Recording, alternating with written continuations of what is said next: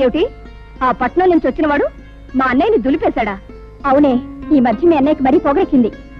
ఏయ్, పొగరు మా వంశ లక్షణమే. మా అన్నయ్య రౌడీ, రాలుగాయి, తుంటరి. అందుకు వాణ్ణి మా నాన్న కొట్టాలి, తప్పదంటే నేను తన్నాలి. అంతేగాని ఎవడో పరాయివాడు వచ్చి పెద్ద హీరోలాగా దరదలాడిస్తాడా? వాడెవడో నాకు తగలాలే. ఒక్క దులుపు దులిపే. అయ్యా, శాస్త్ర ప్రకారం మన రావుడి గారి కండలకి ఆ కుర్రవాడు గుండు లేక పిండు అయిపోయి ఉంటాడు. ఏమిటి తౌడైపోయి ఉంటాడు. ఏమిటి రాముడు గారు కూడా? అయ్యా, నాకేం తెలియదండి. ఈ లోపలికి వెళ్ళేది అన్నాడండి. అంతే, దీపావళి అవుట్లోకి పెద్ద మోత వచ్చింది. తిరగొచ్చిన కాళ్ళ దగ్గర పడి ఉన్నాడండి. ఇలా ఈడ్చుకొచ్చేసాను. అచ్చం నాకు అలాగే తగిలిందన్నా. సన్మానం అనుకున్నావా? తలుచుకు సంబరపడిపోవడానికి. ఆంధ్రదేశంలో ఇన్ని పల్లెటూళ్ళు ఉండగా ఆ కుర్రాడు ఈ ఊరే ఎందుకు వచ్చినట్టు, ఆ ముసలయ్యగాడి ఇల్లే ఎందుకు కొన్నట్టు, అది ఆలోచించాలి.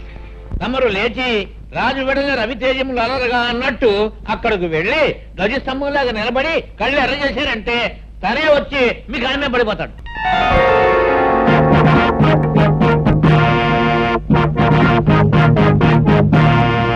చూడు బాబు, నా పేరు హరి. చాలా చక్కగా ఉంది. Thank you. నన్ను ఈ ఊళ్ళో గంగారాయుడు అంటారు. ఈ ఊరికి పెద్ద దిక్కుని మాట్లాడవేం పంతులు? వీరి మాట వేదని చెప్పింది శాసనం. వీరు తలుచుకుంటే ఏమైనా చేయగలరు. అయితే కాస్త తలుచుకుని ఇంట్లో సామాను సర్ది పెట్టచ్చుగా. ఓహో, చాలా తెలుగుగా మాట్లాడుతున్నావే. రాష్ట్రం తాలూకు మ్యాప్ తీసుకుని అందులో ఒక పల్లెటూరిని ఎన్నుకొని అందులో ఒక ఇంటిని గుర్తు పెట్టుకుని ఆ ఇంటికి పచ్చ తోరణాలు కట్టినంత మాత్రాన ఆ ఇల్లు నీదైపోతా. అలా కాకపోవచ్చు, కానీ ఇంటి సొంతదారుడికి డబ్బిచ్చి కొనుక్కుంటే అది నాదే అవుతుంది కాదంటారా? ఆ సొంతదారుడు అయిన గంగులకు నువ్వు డబ్బెక్కడిచ్చావు? వాడిని తన్ని. నేను కొన్నది ఈ ఇంటి ఓనరు ముసలయ్య దగ్గర. నాదైన ఈ ఇంట్లో ఉన్న గంగుల్ని తనటం నా కర్తవ్యం. ముసలయ్య దగ్గర నువ్వు కొన్నావా? నమ్మకం లేకపోతే ఈ డాక్యుమెంట్స్ చూడండి. నేనే చదవాలా?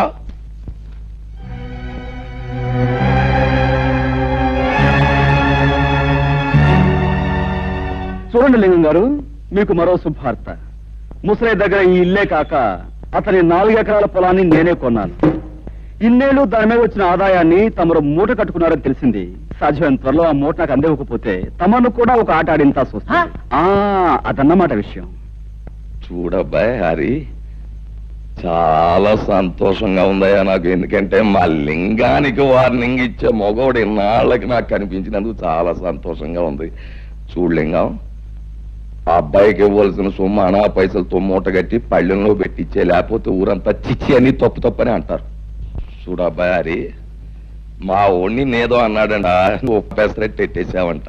మరి జరిగింది తప్పే గనక ఆడి కన్న తండ్రిగా నేను వచ్చి మన్నించమని అడుగుతున్నాను. నన్ను మన్నింపు కోరే కంటే మీ అబ్బాయిని కాస్త కుదురుగా ఉండమని చెప్పడం మంచిది. అది మళ్ళీ నాకు చెప్పాలా? ఎలాగూ జరిగే పని అదే. ఏగో కాగితాలు, వస్తాను. ఏంటయ్యా సూపు? వెంటనే అడుగయ్యూ పోయావంటే కరకజ్జం తినిపించేస్తాను. అన్నా, ఇంతకాలానికి ఆ వెధవల్ని తన్ని ఆ వెధవల చేత దండాలు పెట్టించుకున్నది నువ్వే. మా చిన్నప్పుడు ఈ ఊళ్ళో రుస్తుం రుద్రయ్య అని ఉండేవాడట. అన్యాయం అధర్మం అని అనిపిస్తే నీలాగే పెద్దవాళ్ళకైనా సరే బుద్ధి చెప్పేవాడట. ఇక నువ్వు మాకు కాస్త ఒత్తాసుగా ఉన్నావు అనుకో, ఊరిలో దారిలో తెచ్చేయచ్చు. దాందే ఉంది. మంచికి మంచి మనుషులకి నేను ఎప్పుడూ అండగానే ఉంటాను. పదండి. ఏ పద్మ, ఈ గొలుసు ఎక్కడ చేయించావే? చాలా బాగుంది. అదిగో అతనే నీ హీరో.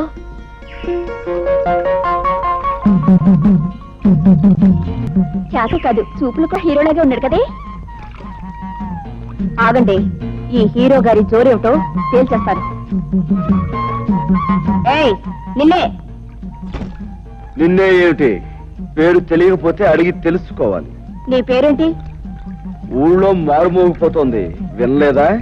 సరే, ఏదో ఆడపిల్లవి అడిగేవి కాబట్టి చెప్తున్నాను. పేరు హరి. హరైతే గిరైతే ఇక్కడ మగాళ్ళు స్నానం చేయకూడదు. ఓహో, అంటే ఆడవాళ్ళు మాత్రమే చెయ్యాలా? అయితే చెయ్యి, చూస్తాను. లేదు, ఆడ మగ ఇద్దరు కలిసి చేయొచ్చంటావా? నువ్వు దిగు, ఇద్దరం కలిసే కానిద్దాం. మాటలు తిన్నగారాని నేనెవరనుకుంటున్నావు? వంపులు సొంపులు పొగరు వెగరు సమపాళల్లో ఉన్న ఆడదాని అనుకుంటున్నాను. రైటే కదూ? ఆ రైట్ మాట అలా ఉంచు. ఇక్కడ స్నానం చేయడం రాంగు. ఇది మంచినీళ్ల రేవు. ఓహో, అలాగా. అయితే ఓ పని చేయి పాప, ఇది ఏ రేవో ఎవరు ఎందుకు ఉపయోగించాలో మీ బాబుతో చెప్పి ఒక బోర్డు రాయించి మీ అన్నయ్య చేతికిచ్చి ఈ గట్టు మీద రాత్రి పగలు కాపాకాయమను. అతని కాలక్షేపంగానూ ఉంటుంది, ఈ ఊరు కొత్తగా వచ్చిన వాళ్ళకి ఉపయోగంగానూ ఉంటుంది. ఉంటాను. ఆ చూడు, ఆ బోర్డు మీద అక్షరాలు నీ మొహంలా అందంగా ఉండేలా రాయమను. వస్తాను గజ్జల గుర్రం. ఏమిటయా ఏమిటి మీ గోల? ఎరువుల కోసం దరఖాస్తులు పెట్టుకున్నాం.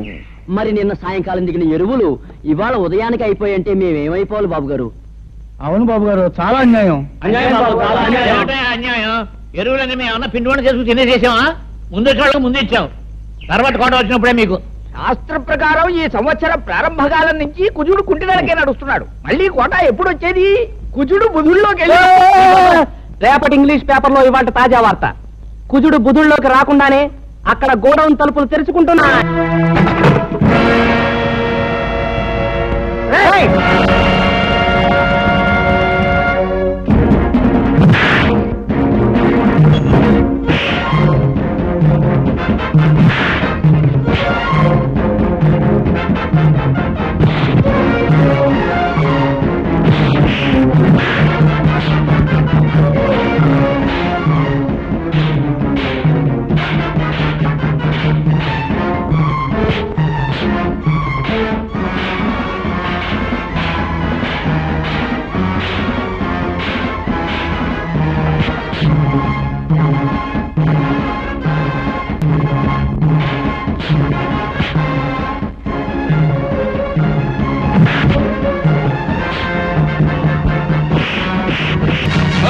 ఆగు, ఏంటి ఏంటి అల్లరి?